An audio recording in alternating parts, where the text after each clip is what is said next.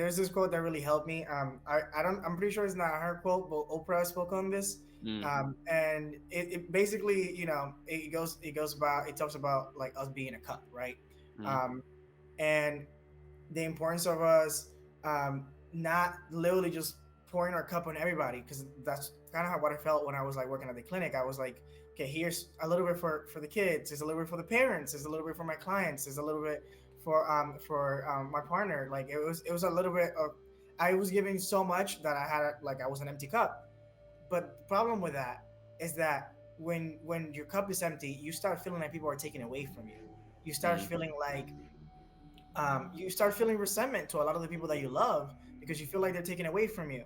mm, What Oprah suggests is to fill your cup to the point that is overflowing, so that when you give, or even people take without you giving, you don't even notice it.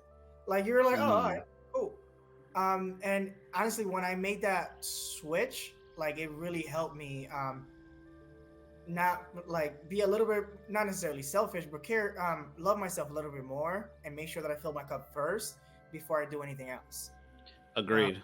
No, I like that. I was gonna add, the only thing I would add to that, yes. because I love the example. The way I would describe it would be, so you have your own cup, and then Mm, everybody else has one too. Anybody else that you mhm, care about, or any cause or issue, right? Your emotional capacity is a separate cup. So you pour into your cup first. Then you can go into other people, and you can whatever, or issues.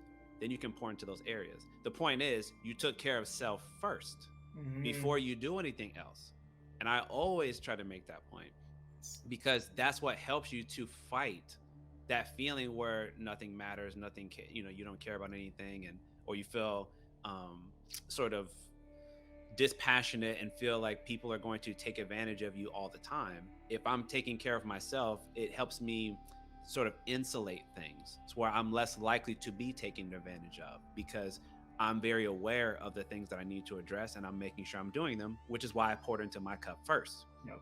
But if I'm pouring into everybody else, as Carlos said, then nobody's left to help take care of me, and I have nothing left in my cup to pour back into myself. That is an unsustainable model. That's a great way to do this, where you start off here, and you just Mhm. go down, and That's how it's that's gonna how stay down. I got burnt out. By the way, that's how I got Correct. burnt out. That's Mhm, exactly why we talk about burnout, because that mhm. exists in every profession too. Yep.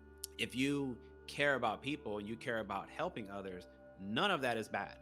None of that is bad. But Amazing. if you don't make sure, and I will say this last little soapbox point, if you don't make sure that you're your first priority always, you should expect over time that you're going to have that sort of inverted line of where I don't take good care of myself. I'm just going down this line, because that means I'm so used to giving to everyone else first.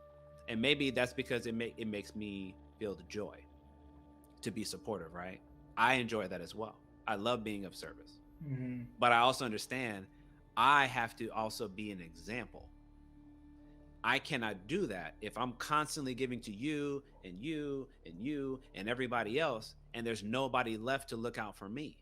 So we always have to look out for us first.